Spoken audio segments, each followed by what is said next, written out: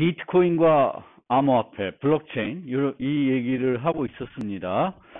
그래서 비트코인 이전에는 암호화폐가 주로 중앙 집중적으로 은행 같은 기관에서 발행한다고 생각했고, 그 발행한다는 것은 보통 위조를 할 수 없어야 되니까 전자서명에서 화폐들을 만들고, 그 화폐들, 전자서명 값들을 사용자들이 유지하고 사용자들이 지불해야 될 때 자기가 유지하고 있는 전자서명 값을 상점에게 줘서 물건을 구매하는 형태로 암호화폐들을 많이 생각했던 거죠. 그런데 이제 비트코인으로 넘어오면서 비트코인에서는 이런 어떤 중앙집중적인 기관에서 발행하는 어떤 디지털 값을 사용자들이 유지하는 것이 아니라 자기가 갖고 있는 돈을 지불하겠다는 의사를 표시하고 그 의사를 기록함으로써 화폐적인 가치, 화폐로서의 역할을 하도록 이제 만든 거죠. 그래서 이제 비트코인을 여러분들한테 설명드리기 위해서 한기코인이라는 코인을 가상으로 만들어서 설명드리고 있었습니다. 근데 비트코인은 탈중앙 암호화폐예요. 그렇지만 우리가 지금 살펴보는 한기코인은 총장이라는 중앙집중식 코인을 지금 설명드리고 있습니다. 그래서 이 한기코인에서는 총장이 돈을 만들어내요.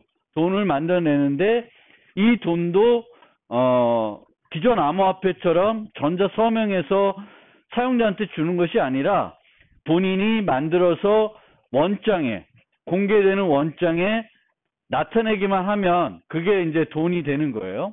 그리고 자신이 어떤 돈을 가지고 있으면 그 돈을 다른 사용자한테 양도를 할 수 있고, 그 양도를 할 때는 그 코인 소유자, 코인을 보유하고 있는 사용자가 전자서명을 해야 돼요.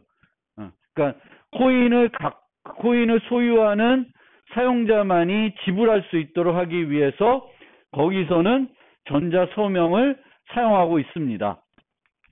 그래서 이 한기코인에서는 비트코인과 마찬가지로 트랜잭션들을 원장에 공개되는, 원장에 기록함으로써 뭔가 지불도 하고 양도하고 코인을 분할하기도 하고 합치기도 할 수 있는 거예요.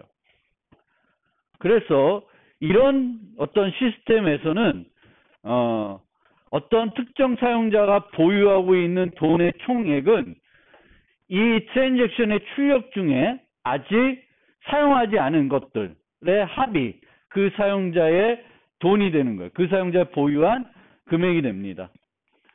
그래서 예를 들면 총장이 400원, 500원 돈을 만들어서 자신한테 줬어요. 그럼 여기까지 진행이 되면 총장이 가지고 있는 돈은 얼마예요? 900원이 되는 거죠.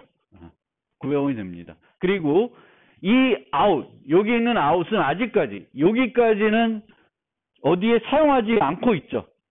사용하지 않고 있는 그 돈들의 합이 그 사용자의 가지고 있는 보유 금액이 됩니다. 그래서 이런 방식을 UTXO 방식이라고 그래요. Unspent Transaction Output 기반이라고 합니다. 그래서 비트코인도 그런 방식을 쓰고 있어요. 그래서 900원이 있는데 이 돈을 쓰려고 그러면 이 돈의 소유주는 S로 여기에 기록이 되어 있기 때문에 S만 쓸 수 있습니다. 그 S만 쓸 수 있도록 하는 건 공개키 기술, 전자서명을 이용하게 됩니다. 그래서 세 번째에서는 이 S가 첫 번째 트랜잭션의 0번째 출력을 쓰고 있어요. 얼마를 쓰냐?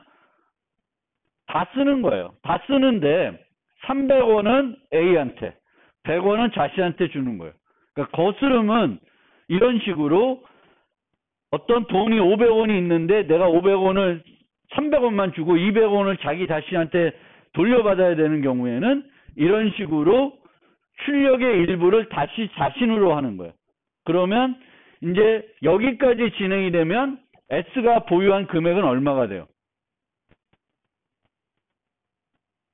요거 안 썼죠. 요거 안 썼죠. 그래서 600원이 되는 거고 A는 300원이 돼요. 즉 항상 여기 이 끝까지 가더라도 우리가 만든 돈은 요 두 개밖에 없어요. 그럼 총액은 늘 900원인 거예요. 그 900원을 누가 갖고 있을지는 이제 진행에 따라서 바뀔 텐데 총액은 변하지 않는 거죠. 총액이 바뀌려면 이런 동전들을 새로 찍어야 되는 거죠. 서로 만들지 않고는 금액이 변하지 않는 거예요. 그래서 자기가 갖고 있는 300의 A가 이걸 쓰고 싶으면 여기서처럼 여기서 쓰고 있네요. 여기서 쓰고 있죠. 3 아니지. A가 여기서도 돈을 받았고 여기서도 돈을 받아서 450원을 갖고 있을 때 400원을 이렇게 쓸 수 있어요. 그러니까 나눠진 자기 돈이 하나는 300원짜리고 하나는 150원짜리예요. 그러면 내가 지불해야 되는 돈이 400원이면 하나 갖고는 안 되는 거죠. 그러면 이제 입력이 두 개가 필요한 거예요. 두 개의 출력을 이용해서 합쳐서 쓰고 있습니다.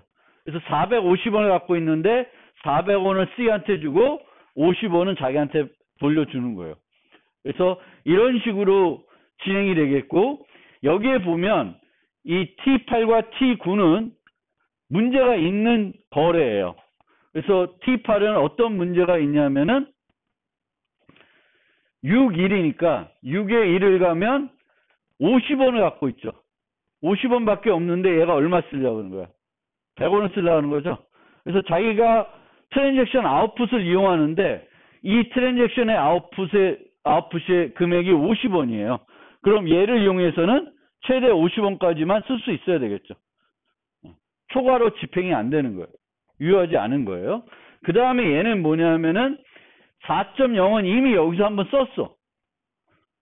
4의 0은 B는 200원을 갖고 있는 요 돈을 이미 여기서 한번 썼기 때문에 다시 못 쓰는 거예요. 얘는 이제 이중 지불이 되는 거죠. 이중 사용이 되는 거예요.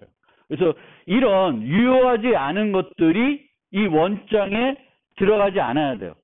원장에 안 들어가면은 이런 방식으로 거래를 안전하게 할 수 있는 거예요.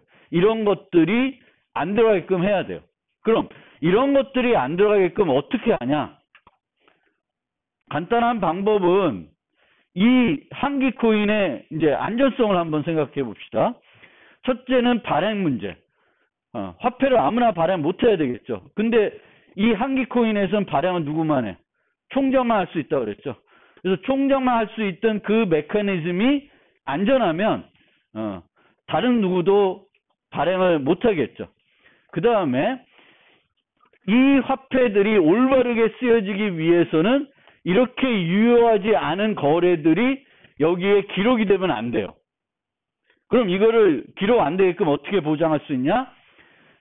중앙집중식으로 한다 그러면 총장이 모든 거래를 검사하고 유효한 거래만 원장에 기록하는 거예요. 그리고 원장에 기록한 다음에는 그 원장 전체를 전자서명해요. 누구든 수정 못하게. 그러면 유효한 시스템이 되겠죠. 그렇지만 그렇게 하게 되면은 중앙 집중식이 되는 거죠. 중앙에 한 사용자가 모든 걸 통제하는 거예요. 그 사용자들만 원장에 기록을 할 수 있고 원장에 그 사용자가 유효한 것들만 기록되게끔 제한을 해가지고 화폐가 제대로 동작하게끔 만들 수 있어요. 하지만 그렇게 하는 거는 중앙집중식이 되는 거고, 비트코인은 이런 방식으로 암호화폐를 만들었는데 탈중앙적으로 화폐도 발행하고 원장에 유효한 것들만 기록되게끔 하고 있어요. 원장에. 그러면 비트코인에서 그걸 어떻게 했냐? 비트코인에서는 어떤 기술을 써서 그렇게 했냐? 결국 어떤 기술 써서 했어요? 블록체인이라는 기술과 잘 설계된 보상 체계, 그리고 규칙들, 정해놓은 규칙들, 그 규칙을 따라야지만 보상을 받을 수 있게끔 해서 건전하게 암호화폐가 동작되도록 만들었어요. 그러니까 블록체인을 뒤에서 이제 설명드릴 텐데, 비트코인을 설명드릴 텐데, 비트코인이 탈중앙 암호화폐로서 역할을 할 수 있는 건 사용되는 기술은 전자서명 기술, 공개키 기술, 그 다음에 블록체인 기술, 그 다음에 이 사토시 나카모토가 만든 특별한 보상 체계와 다양한 규칙들, 그리고 이 규칙들이 보장되게끔 하는 그 보상 체계, 거기에 있습니다. 그러면 이제 좀 더 구체적으로 이제 비트코인을 살펴보겠습니다. 비트코인과 비트코인에 사용되는 블록체인 기술에 대해서 제가 이제 이 정보보호 개론 과목에서 비트코인을 강의는 언제부터 했냐면 2017년도부터 했어요. 그리고 준비는 2016년도 1년 연구년일 때 그때부터 강의 자료를 만들었는데요. 2016년도에 제가 처음 만들 때 그때 100만 원이었어요. 그리고 그때 경험 삼아 나도 한번 사보자. 근데 100만 원 좀 비싸지 않냐? 1BTC면?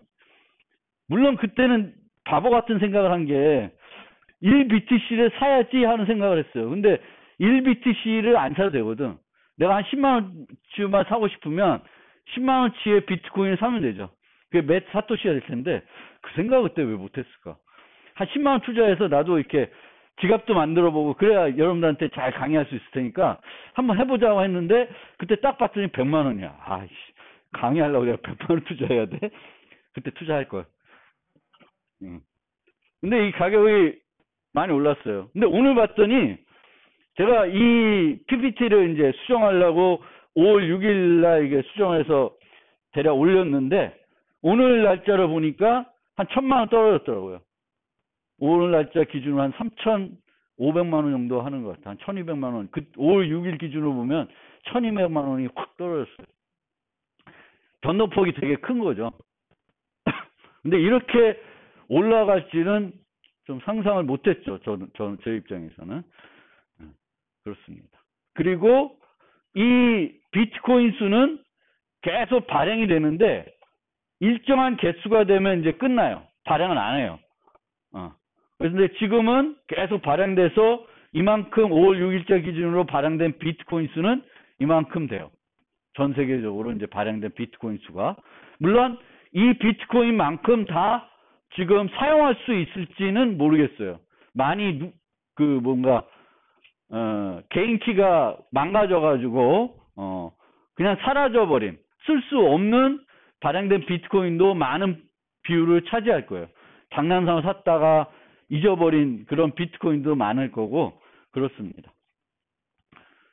자, 그러면 내부적인 기술을 좀 살펴보기 전에 비트코인이 어떻게 구성되어 있는지 좀 위에서 좀 살펴보면은 일반 참여자는 그 비트코인을 받고 비트코인 이용해서 뭔가 거래를 하기 위해서는 지갑을 만들어야 돼요. 지갑. 그리고 이 지갑을 만든다는 건 내가 비트코인 세계에서 사용할 공개키 쌍을 만든다는 거예요. 공개키 쌍. 그리고 내가 만든 공개키 쌍의 공개키가 내 비트코인 지갑의 주소가 됩니다. 그러니까 비트코인 지갑의 주소는 내가 그 지갑을 위해서 만든 공개키 쌍 중 공개키에 해당되는 거가 되겠습니다. 그 공개키를 해시해가지고 그거를 비트코인 주소로 사용하고 있습니다. 공개키를 쓰지만 비트코인에서는 인증서를 쓰지 않아요. 왜냐하면 애초부터 비트코인을 만들 때 사토시 나카모토는 탈중앙 암호화폐를 생각한 거기 때문에 인증서 기반을 쓴다는 건 그 당시에는 탈중앙 PKI에 대한 개념이 별로 없었고 주로 인증서 쓴다는 거는 중앙집중 인증기관을 생각하는 거죠.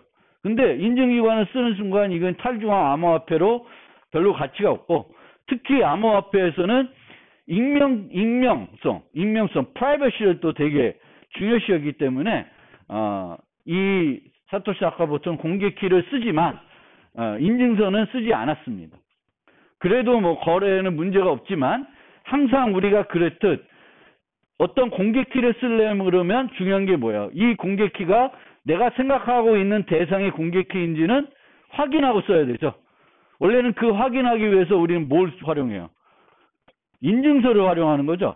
인증서를 활용하는 건데 비트코인에서는 인증서를 활용하지 않습니다. 그래서 내가 어떤 A라는 사용자한테 내 비트코인을 주고 싶어. 그럼 나는 그 A의 주소를 확실히 정확하게 알아야 돼요. 인증서 없이도. 별도 전화로 물어봐서 한다든지 확인할 수 있어야 됩니다. 그래서 인증서는 쓰지 않고요. 또 그러면 하나의 지갑만 쓰면은 불관찰성은 제공되지만 우리가 프라이버시에 보면 불연결성은 제공이 안 되겠죠. 그러면 이 프라이버시를 좀 더 높이려고 하면은 지갑을 하나 쓰는 게 아니라 여러 개를 쓰는 방법이 있을 수 있습니다. 그래서 여러 개를 쓰는데 여러 개를 쓰더라도 그 지갑 외적으로 노출이 되는 정보들, 뭐 IP 주소라든가 등등등 통해서 그렇게 프라이버시가 잘 보호되지는 않습니다.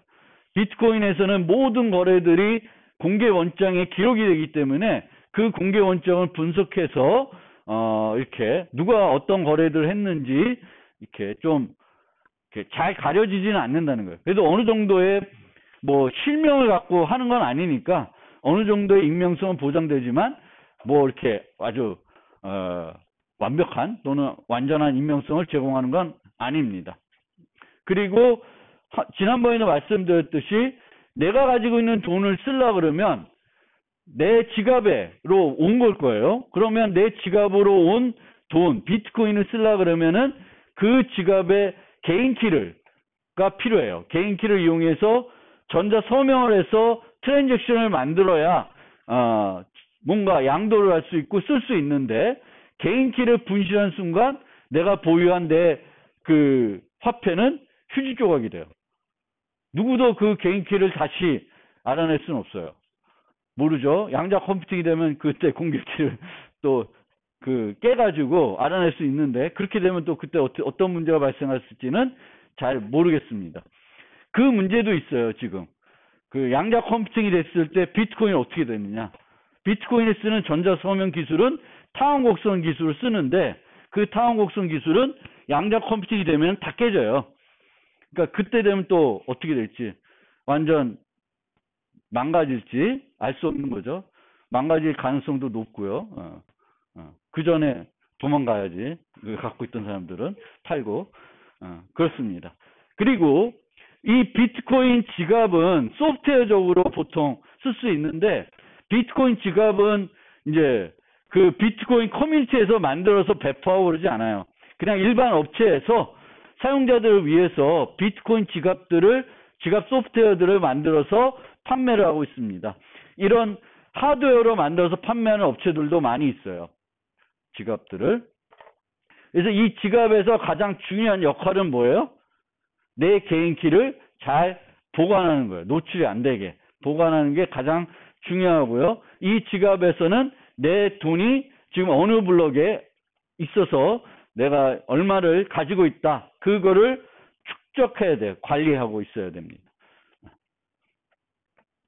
그리고 용어로 하나 설명드리면 핫 지갑, 콜드 지갑 이렇게 되어 있어요. 그래서 핫 지갑은 항상 인터넷에 연결되어 있는 지갑을 말하고요. 콜드는 연결이 안 되어 있는 지갑을 말해요. 그래서 연결이 되어 있으면 또 해킹의 대상이 돼서 될 수가 있습니다. 해킹에서 탈취하고자 하는 거는 그 사용자의 개인키가 되겠죠. 자, 이게 이제 일반 사용자들이 이제 지갑이란 걸 만들어서 비트코인 거래를 하고요. 이 비트코인은 전 세계적으로 노드들이 운영이 되고 있어야 되겠고 이게 P2P 방식으로 구성된 네트워크로 운영이 되는데 이 P2P 노드들은 크게 두 종류로 나누어집니다. 완전 노드, 부분 노드 두 가지로 나눠지고요. 이 완전 노드는 지금까지 모든 블록체인에서 비트코인에서 이루어진 거래 정보들을 다 유지해야 돼요. 유지해야 되는데 상당히 많은 정보예요. 뭐 한 340기가가 된다는데 이게 얼마나 더 커졌는지 모르겠는데 하여튼 이 정도 데이터가 돼요. 그래서 내가 완전 노드를 운영하려면 저 데이터를 다 다운받아야지만 완전 노드로 되는데 보통 한 10일 걸린다고 해요. 내가 컴퓨터 갖고 완전 노드 운영하려면 코어 소프트웨어를 다운받은 다음에 딱 시작시키면은 얘가 기존 데이터를 다 갖고 오고 있어요. 근데 이걸 다 갖고 와서 세팅하는데 한 10일 걸린대요. 그럼 그 다음부터는 계속 완전 노드로 운영이 되겠고, 완전 노드로 운영할 이유가 있냐? 우리 일반 사람들은 별로 없어요. 물론 좀 더 안전하게 거래하려면 완전 노드를 하는 게 좋아요. 완전 노드로 운영하는 게 좋지만 완전 노드가 아니어도 거래에는 참여할 수 있기 때문에 웬만한 일반적인 사용자들은 그냥 부분 노드로 자기 컴퓨터에다 부분 노드를 설치해서 운영하고요. 그런 뭐 거래소라든지 채굴자든지 아니면 좀 더 뭔가 다른 사용자들은 이 완전 노드를 운영하게 되겠고, 완전 노드를 운영하게 되면은 투표권도 줍니다. 어떤 의사결정, 비트코인에서 의사결정할 때 거기에 참여도 할 수 있습니다. 그렇고요. 비트코인에서는 이렇게 전 세계적으로 수많은 완전 노드와 부분 노드들이 P2P 네트워크로 연결돼서 서로 통신해서 비트코인이 동작하게 되는데, 우리가 한 사용자가 내가 어떤 거래를 하고 싶어요. 그럼 트랜잭션을 만들게 되고, 그 트랜잭션은 전 세계에 있는 모든 완전 노드한테 전파를 시켜야 돼요. 모든 노드한테 다 보내야 되게 됩니다. 그래서 P2P 네트워크에서 한 메시지를 전체 네트워크에 보내는 그런 통신 방식을 플러딩이라 그래요. 플러딩 한다 그래요. 보통 플러딩을 어떻게 하냐면 한 노드가 빵 쏘면 주변 자기 이웃 노드들이 그걸 수신하게 됩니다. 그러면 그 수신한 노드는 다시 또 빵 쏴요. 그럼 또 주변 노드들이 받고 그게 계속 반복이 됩니다. 그리고 한 번 받은 사용자는 한 번 쐈겠죠. 그러면 또 받더라도 안 쏴요. 그게 이제 플러딩 방식이고요. 근데 이렇게 플러딩 방식 하게 되면은 비용이 상당히 많이 들어요. 그래서 그 플러딩을 좀 더 효과적으로 하는 방법이 거십이라는 프로토콜이에요. 거십. 그래서 비트코인에서는 이 프로토콜을 이용해서 한 사용자가 만든 트랜잭션을 전체 네트워크로 전파합니다. 여기서는 어떻게 하냐면 한 노드가 메시지 보내고 싶으면 주변에 이웃들이 많이 있는데 그 중에 랜덤하게 2개의 노드를 선택해요. 2개의 노드를 선택해서 그 노드한테 보냅니다. 그럼 그 노드들은 또다시 또 랜덤하게 2개 선택해서 보내요. 그럼 이게 계속 반복이 되는 겁니다. 그러면 어떻게 되냐면은 하나 보내면 2개 되고, 2개의 사람이 또 보내면 4개가 되고, 4개를 또 보내면 8개가 돼요. 그러면 로그 n번만 보내도 n개의 메시지가 퍼지는 거예요. 10번만 그걸 반복하게 되면은 1000명 이상한테 받아지게 돼요. 그래서 이런 방식으로 메시지를 전파하는 게 거십이라는 프로토콜이고, 대부분의 그 암호화폐에서 비트코인 이후 등장한 이 알트코인에서 전체 네트워크로 그 데이터를 전파하는 방법은 이 거십이라고 하는 프로토콜을 사용하고 있습니다. 어떻게 동작하는지 알겠죠? 그냥 수신자를 2명만 랜덤하게 선택해서 보내면 그 받은 사람이 또다시 보내는 거예요. 물론 이 사용자가 보냈던 메시지를 다시 받으면 이 사용자는 그걸 안 해. 그 반복을 안 해요. 한번 했으니까. 물론 하도록 해도 되고. 그래서 어떨지 그렇게 돼요. 그리고 비트코인에서 그럼 트랜잭션 어떻게 생겼냐? 한기코인에서 봤던 거랑 별 차이는 없습니다. 그래서 입력과 출력으로 구성이 되겠고, 입력도 다중 입력이 될 수 있고, 출력도 다중 출력이 될 수 있습니다. 그리고 입력의 합과 출력의 합이 같지가 않고, 보통은 입력의 합, 이 출력의 합보다는 커야 돼요. 작으면 안 되고 커야 됩니다. 왜 일치를 안 시키냐? 그 일치 안 된 그 부분이 수수료로 책정이 됩니다. 예를 들면 내가 입력이 500원이에요. 근데 450원을 다른 사람한테 주고 50원을 아무것도 안 하고, 그럼 그 50원 어떻게 돼? 수수료가 되는 겁니다. 그래서 누가 가져가요? 채굴자가 가져가는 형태가 되는 거예요. 수수료는 내 마음대로 정하면 되는데, 이 수수료 관련된 얘기는 뒤에 가서 좀 더 하겠습니다. 그래서 입력이 여러 개일 수 있고 출력이 여러 개일 수 있는데, 입력의 합은 출력의 합보다는 같거나 커야 돼요. 같거나 커야 되겠고, 그 차이 나는 부분은 수수료로 채굴자가 가져가게 된다. 이런 수수료가 있어야 이게 보상이 되겠고, 비트코인이 올바르게 동작하는 거예요. 만약 보상이 없으면 저걸 안 하겠지. 저런 뭔가 해야 되는 일들을 사용자들이 안 하게 되겠고, 사용자들이 안 하면 비트코인은 올바르게 동작을 안 하게 됩니다. 그래서 뭔가 사용자들을 움직일 동인을 만드는데 그 동인이 돈이에요. 인센티브. 인센티브를 내가 뭔가 도움을 주면, 비트코인 네트워크에 도움을 주면은 돈을 받는 거고, 돈을 받기 위해서는 도움을 주는 거고, 또 도움을 계속, 그 인센티브를 계속 받고 싶으면은 비트코인이 지속적으로 계속 운영이 돼야 될 거 아니에요? 그러면 내가 계속 돈을 벌고 싶으면 나쁜 짓을 해야 되는 게 아니라 계속 좋은 역할만 해야지만 비트코인이 건전하게, 생태계가 건전하게 되겠고, 자기도 계속 수입을 낼 수 있는 겁니다. 그게 이 비트코인이 또는 암호화폐의 기본적인 뭔가 경제 개념이 거기에 있어요. 보상을 주고 그 보상 때문에 잘 동작하게끔 되는. 특이하죠. 그게 그런 게 되는 게. 자, 그렇습니다. 그러면 이제 본격적으로 타일중앙 암호화폐가 실제 어떻게 해서 가능한 거냐? 특히 우리는 뭘 궁금해하냐면은 이제 알겠어요.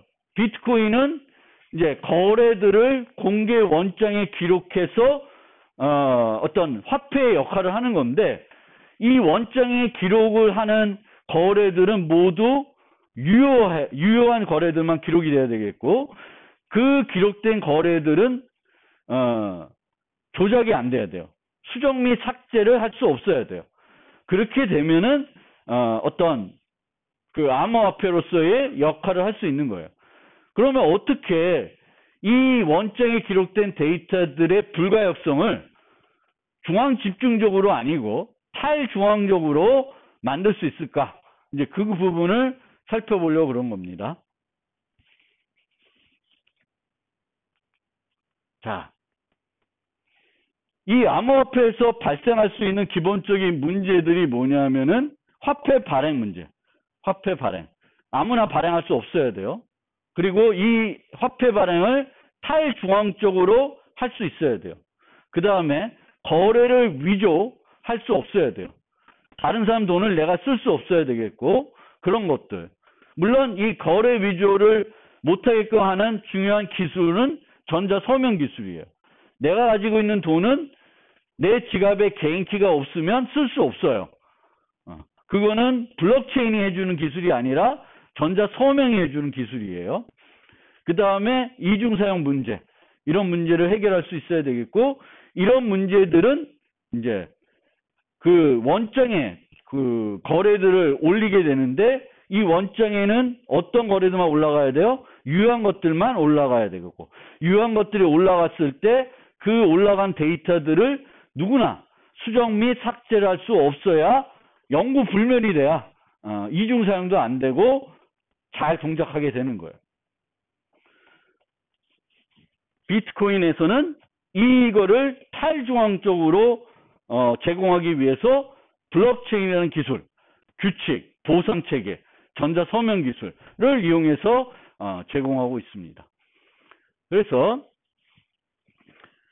트랜잭션들이 이제 전자서명돼서 전체로 보내지게 되겠고, 각 전체 노드들은 그 받은 내용을 원장에 기록하게 되는데, 원장에 어떤 식으로 기록하게 되냐면은 하나씩 기록하는 게 아니라, 트랜잭션을 하나씩 기록하는 게 아니라 트랜잭션들을 모아요.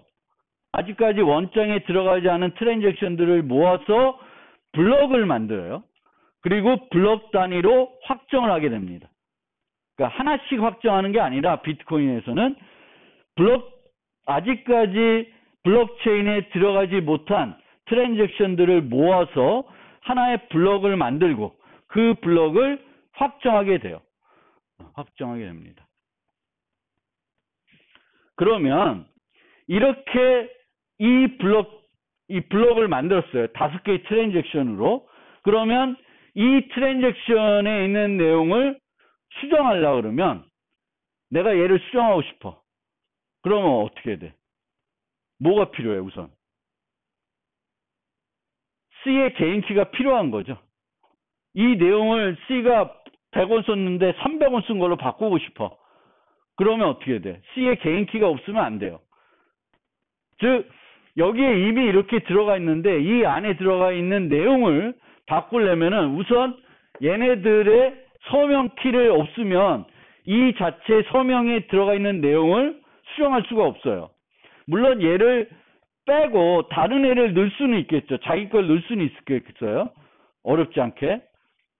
그렇지만 기존에 들어가 있는 블럭에 포함되어 있는 특정한 트랜잭션의 내부 내용을 바꾸려고 그러면은 그 트랜잭션 서명한 요 서명키가 없으면 못하는 거예요. 하지만 얘네들을 빼거나 원래 5개 들어갔는데 얘 T5는 넣기 싫어 뺄래 빼는 거 그런 문제가 있고 빼고 다른 애를 넣는 거 이런 문제들은 이제 전자 서명 가지고는 안 되는 거예요. 전자 서명 갖고 지금 못하게 하는 거는 이미 만들어진 이 서명 값의 내용을 바꾸는 건 이 서명의 개인키, 서명키를 모르면 못하는 거예요. 그래서 그게 1차적인 방어책이 될 수 있고요. 그 다음에 그러면 이렇게 블럭을 만들었는데 이 블럭의 내용을 수정하지 못하게끔 하고 싶은 거예요. 그게 이제 무결성하고도 비슷한 개념이 되겠죠.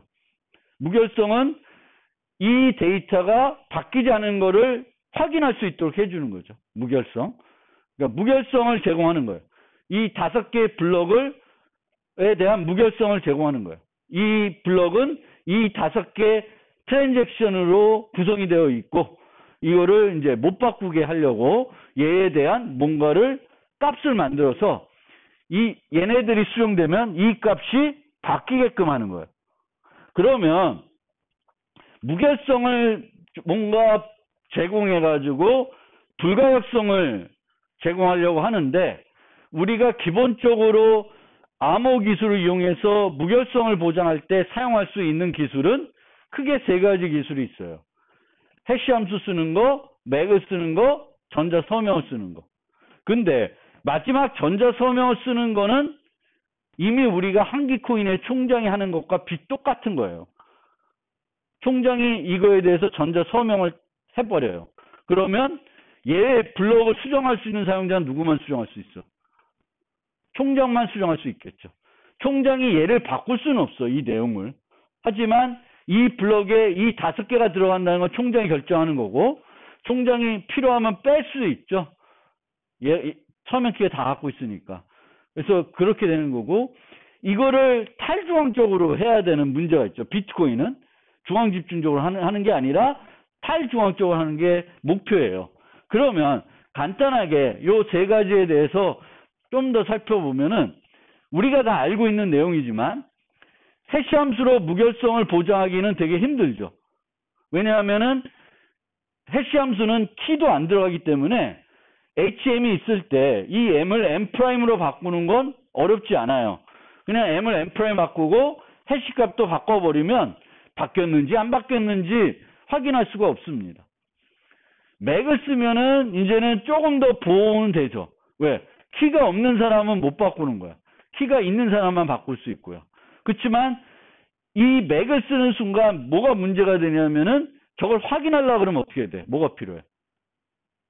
키가 필요한 거죠. 키가 필요해요. 우리는 무결성을 확인할 수도 있어야 되는 거예요. 누구든지 이 블럭이 유효하다는 걸 확인하려고 그러면 무결성 값을 이용해서 바뀌지 않았다는 걸 확인할 수 있어야 되는데 맥을 쓰는 순간 모든 사용자한테 뭘 줘야 돼? 맥키를 줘야 되는 거지. 그래서 맥은 답이 될 수가 없어요. 전자 서명은 그 역할은 충분히 할 수 있죠. 공개키만 있으면 다 확인할 수 있으니까. 공개키를 준다고 그거를 그 무결성 값을 만들 수 있는 건 아니죠. 전자 서명 값을 만들 수 있는 건 아니니까 총장의 공개키만 있으면은 누구든 이 블럭이 총장이 만든 유효한 블럭이라는 건 확인할 수 있어요. 하지만 그렇게 해버리면 이제 중앙 집중식이 되는 거지. 물론 전자서명을 쓴다고 해서 꼭 중앙 집중식이 되는 건 아니고, 나중에 보면은 이제 다음 챕터에 보면은 이 총장을 한 명 두는 게 아니라 여러 명을 둬서 암호화폐를 탈중앙적으로 만들기도 해요. 근데 사토시 나카모토는 그렇게 하진 않았어요. 어떻게 했냐?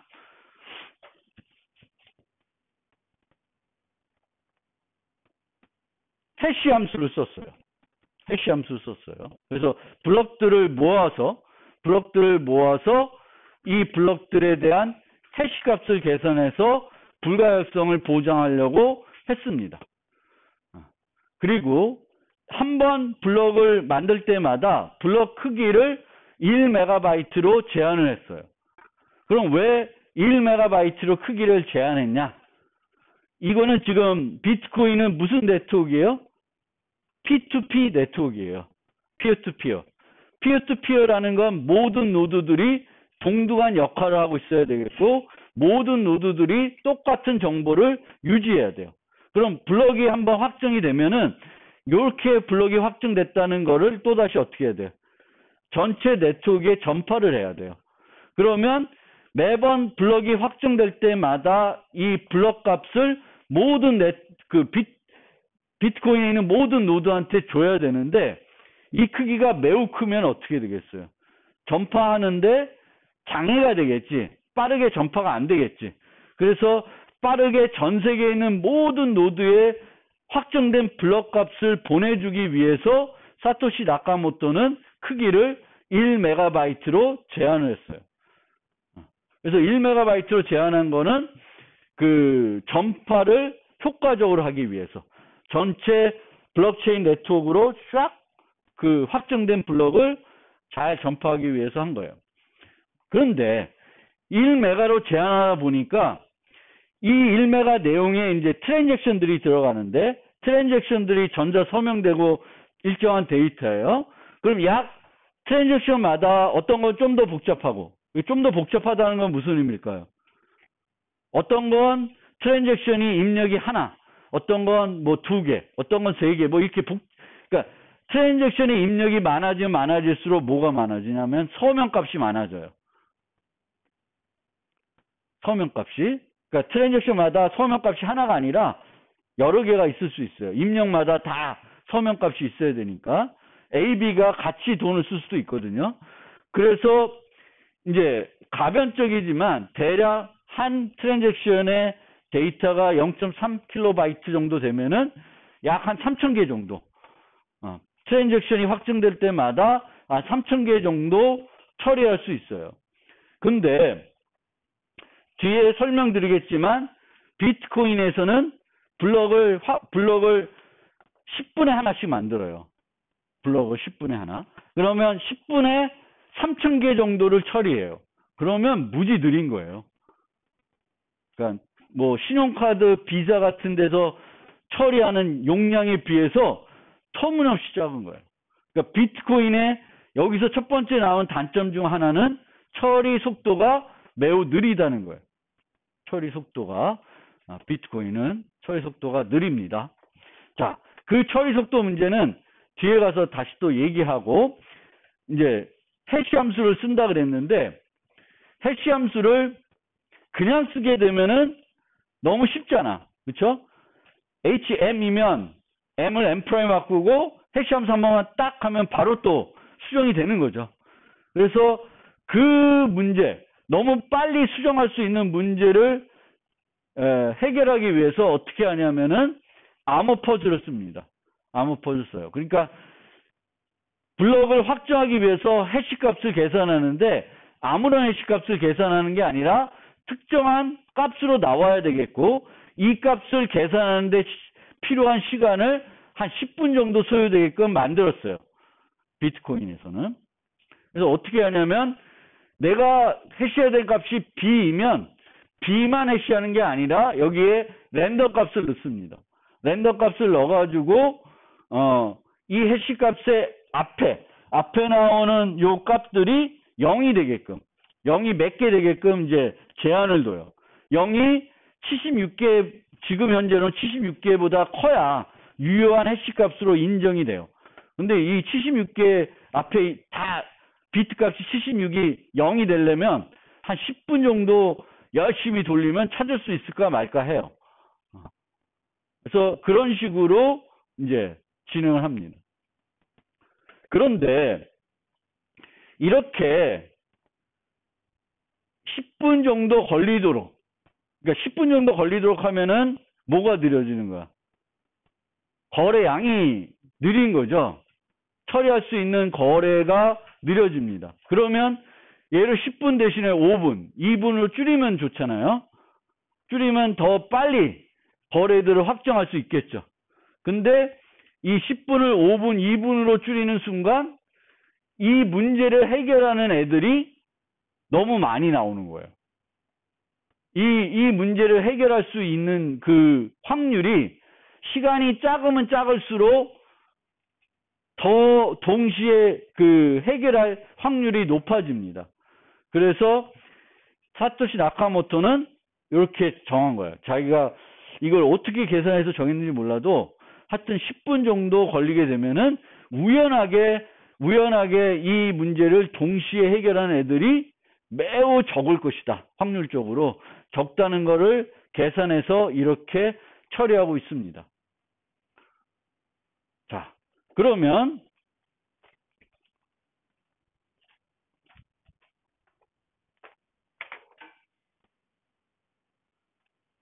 요게 이제 파이썬 코드인데 그 채굴하는 과정을 간단하게 요약하면 요게 블럭이에요. 내가 해시해야 되는 값. 그리고 이제 여기에다가 얘만 해시하면 안 되고 여기에 이제 난스를 0부터 쭉 바꿔가면서 하는 거예요. 바꿔가면서 하는데 이제 나오는 출력의 맨 앞에 게 0이 76개가 나와야 돼요. 근데 여기서 0이 4개가 나오면 그게 16개가 나온 거거든요. 하나가 0 하나가 4비트짜리 0이니까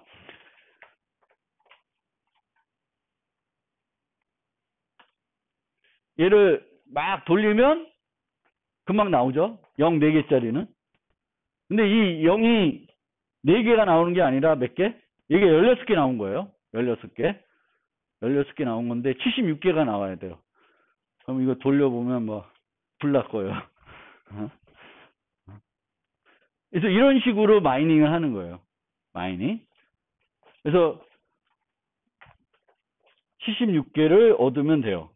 그러면 이 암호 퍼즐을 해결하는 그 노드들을 우리는 채굴자라고 합니다. 왜 채굴자라고 그러냐면 이 사람은 이걸 해결할 때 기존에 여러분들이 만든 트랜잭션만 포함하는 게 아니라 규칙에 의해서 그 트랜잭션에 코인 베이스 트랜잭션을 포함하게 되는데 이 코인 베이스 트랜잭션은 뭐냐면은 지금 현재 정해져 있는 보상 금액 6.25 BTC인데 그거를 나한테 그 채굴자한테 주는 트랜잭션을 만들어서 넣어요. 그럼 내가 해결해. 그러면 6.25 BTC가 누구 거가 돼? 그 문제를 해결한 사용자 것이 되는 거예요. 6.25 BTC가. 그러니까 이 보상 체계가 있으니까 채굴을 하는 거죠. 채굴을 여러 사람들이 해줘야 이게 건전한 생태계가 되거든요. 근데 6.25 BTC를 받기 위해서 많은 사람들이 하죠. 채굴을. 그리고 10분 정도 노력하면은 이걸 계산할 수 있으니까 얘를 작업 증명이라고 그래요. Proof of work. 이 값을 내가 해결했다는 건 나는 10분 정도 계산을 했다는 게 증명이 되니까 그거를 우리가 뭐라 하면 proof of work라고 그래요. 작업을 했다는 거를 증명하는 거가 되는 거잖아요. 그래서 그렇게 됩니다. 그러면 이제 원래는 해시 함수 그냥 쓰는 게 아니라 이제 10분이 걸려야 계산할 수 있는 해시 값을 썼어요. 그럼 10분이 걸리는 해시 값을 쓰면은 불가역성이 보장이 돼요? 누구나 10분 투자하면은 만들 수 있는 거잖아. 바꿀 수 있는 거잖아요. B를 B'으로 바꾸고 10분 정도 투자하면은 유효한 해시 값을 계산할 수 있겠죠. 그럼 여전히 불가역성은 보장이 안 돼요. 그래서 이 불가역성을 보장하기 위해서 어떻게 하냐? 엮는 거예요. 엮어요. 어떻게 엮냐면은 계속 엮습니다. 그러니까 요 블럭을 확정하기 위해서 이 블럭만 가지고 10분 투자하는 게 아니라 여기에 뭐가 들어가냐면 바로 전 블럭의 해시 값이 들어가요. 그러면 얘네들이 쫙쫙 연결이 되겠죠. 연결이 돼요. 이 연결이 되는 수가 어떻게 되냐? 내가 얘를 바꾸고 싶어. B2를. 그럼 B2를 바꾸려면 얼마 걸릴까? 10분 소요되겠죠. 그러면 얘를 바꾸면 얘는 어떻게 될까? 얘는 유효하지 않게 되겠죠. 얘를 또 바꿔야 돼. 그럼 내가 얘를 바꾸고 싶으면은 이 뒤에 있는 거를 뭐 어떻게 돼? 다 바꿔야 돼. 다 바꾸려면 계속 10분씩 소요되겠죠. 그래도 계속 해. 근데 이 계속 하는 게 현재 이 블록체인은 여기서 중요한 거예요. 계속 생성되는 성질이 있어요. 중단되면 그 순간 비트코인은 이제 휴지 조각 되는 거예요. 계속 가야 돼요. 왜냐? 계속 얘는 10분마다 계속 만들어지는데 나는 10분마다 쫓아가 봤자 지금보다 긴 체인을 만들 수가 없어요. 여기서 사용하는 규칙이 가장 긴 체인 우선이에요. 그러니까 내가 바꾼 어떤 데이터가 유효한 데이터로 인정받기 위해서는 내가 만든 블록체인이 제일 길어야 돼. 근데 제일 길 수가 없죠. 왜? 쫓아가서 넘어설 수가 없어요. 나는 얘를 막 바꾸고 있는데 따라가봤자 늘 10분 걸리니까. 근데 만약에 10분 걸리는 거를 나는 슈퍼파워가 있어서 5분 만에 할 수 있다. 그럼 뭔가 되겠죠. 그렇죠? 더 빨리 쫓아가는 거잖아. 얘는 10분마다 쭉쭉쭉쭉 가고 있는데 나는 5분마다 계속 가고 있어요. 그러면 나는 언젠가 따라잡을 거고 따라잡아서 더 긴 걸 만들어낼 수가 있어요. 그러면 한순간에 기존 게 왕창 무효화되고 내게 유효화될 수가 있습니다. 하지만 지금의 상태에서는 그건 현실성이 없어요. 현실성이 없어서 그렇습니다. 왜? 생태계가 좀 건전하니까. 그래서 이런 식으로 코인들을 이제 여기까지 확정이 됐어요. 그러면 이 뒤로 막 거래들이 일어나겠지. 그럼 그 거래들을 아직 블록체인에 못 들어간 거래들을 이용해서 새로운 블록을 만들고 뭘 해? 채굴을 하는 거예요. 10분 동안. 그래서 암호 퍼즐을 해결했다. 그러면 나 해결했어요 라고 전 세계에 보내요. 그러면 다른 사람들은 그 블록을 받아서 문제가 있나 없나 보고 문제가 없으면 다음 블록으로 인정해 줍니다. 그게 인정이 되는 순간 이 마이크는 요 코인베이스에 들어간 돈이 자기 거가 되는 거예요. 그럼 이제 부자 되는 거지. 그래서 가장 긴 체인을 우선하는 원칙을 갖고 있어요. 이 채굴은 확률적인 프로세스이기 때문에 우연히 두 명이 동시에 해결할 수도 있습니다. 근데 10분을 썼기 때문에 우연히 동시에 해결할 확률은 대단히 적어요. 그래도 만약 해결했다. 그러면 이제 갈래가 이렇게 퍼져지는 거죠. 원래 여기까지 왔는데 A라는 사람도 그 다음 거 해결했고 B도 해결했어요. 그럼 이제 갈래가 됐죠. 요렇게 갈래가 일어나는 걸 포크라 그래요. 암호 세계에서, 블록체인에서 포크라 그래요. 그리고 이런 포크를 우리가 일시적인 포크라 그래요. 일부러 만들어진 포크가 아니라 우연히 만들어진 포크예요. 그러면 또 사람들이 달라붙겠죠. 돈 받으려고. 그럼 누구는 여기 달라붙고 여기 붙는데 먼저 해결했어요. 그럼 어디가는 한쪽이 더 길어져요. 그럼 얘는 다 무효되는 거예요. 그래서 어떻게 되냐면 요 다음에 이렇게 왔다고 해서 여기 내용이 바로 확정이 되는 게 아니라 요게 6개 정도 지난 요게 있는 게 확정이 되는 거예요. 6개가 지나야 돼. 10분에 한 블럭이야. 그럼 6개가 지나려면 얼마 걸려요? 1시간이죠. 1시간이 지나면 내가 내 데이터, 내 트랜잭션이 블록체인에 들어간 다음에 1시간이 지나면 그거는 확정된 거예요. 그 거래는 확정이 된다고 볼 수 있어요. 다시 또 우연한 블록체인이 만들어져서 얘보다 더 긴 걸 만들 수가 없습니다.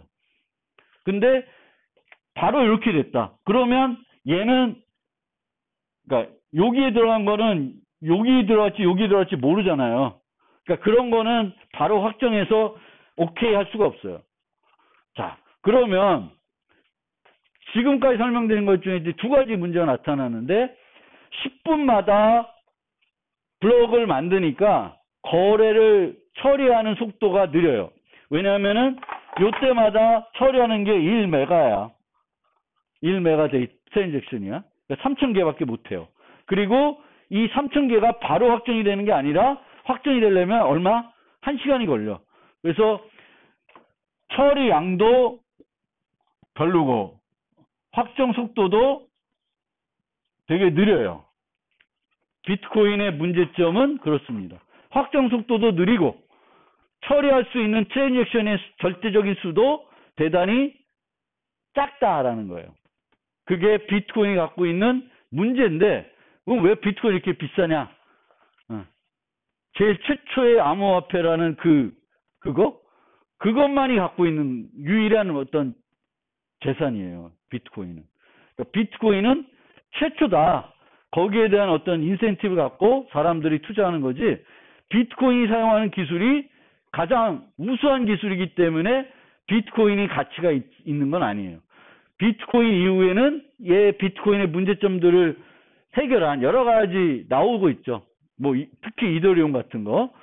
그래서 그런 것들이 훨씬은 더 기술적으로는 더 완전한 건데 여전히 비트코인이 제일 비싼 이유는 비트코인이 최초다라고 하는 그 이유 밖에는 모르겠어요. 저도 왜 비트코인이 비싼지는 그거 말고는 없어요.